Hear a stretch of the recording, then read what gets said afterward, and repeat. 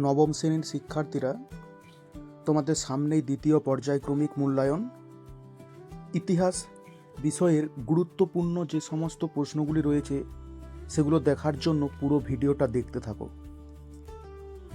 প্রথমে 4 নম্বরের প্রশ্নগুলো দেখো। ভিয়েনা সম্মেলনের মূল নীতিগুলি কী কী?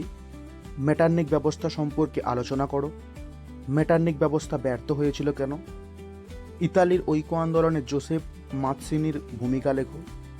ইতালির ঐক্য আন্দোলনে কাউন্ট ক্যাভুডের অবদান লেখো। ইংল্যান্ডে কেন সর্বপ্রথম শিল্প বিপ্লব ঘটেছিল?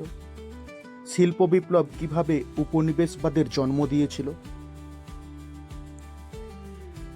হিটলারের নাৎসি দলের উত্থানের কারণগুলি কী ছিল? ভার্সাই সন্ধির শর্তগুলি লেখো। স্পেনের গৃহযুদ্ধ সম্পর্কে লেখো। টিকা লেখো NEP। 1929 খ্রিস্টাব্দের বিশ্ব অর্থনৈতিক মহামন্দার কারণ লেখো। ফলাফলটাও করবে। এপ্রিল থিসিস সম্পর্কে কি জানো? এই 13টা প্রশ্ন 4 নম্বরের জন্য করবে। এবার 8 নম্বরের প্রশ্নগুলো দেখো। জার্মানির ঐক্য আন্দোলনে বিসমার্কের ভূমিকা লেখো। ওখানটায় টাইপিং ভুল হয়ে গেছে। বিসমার্কের ভূমিকা লেখো।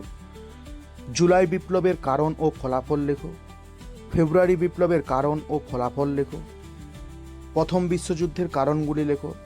ফলাফলটাও দেখে রাখবে। শিল্প বিপ্লবের অর্থনৈতিক, রাজনৈতিক ও সামাজিক প্রভাবগুলি লেখো।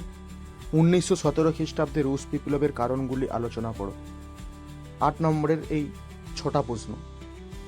এই প্রশ্নগুলো তোমরা ভালো করে পরীক্ষার জন্য রেডি করো।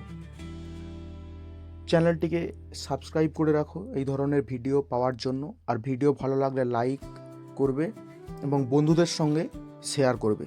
ধন্যবাদ।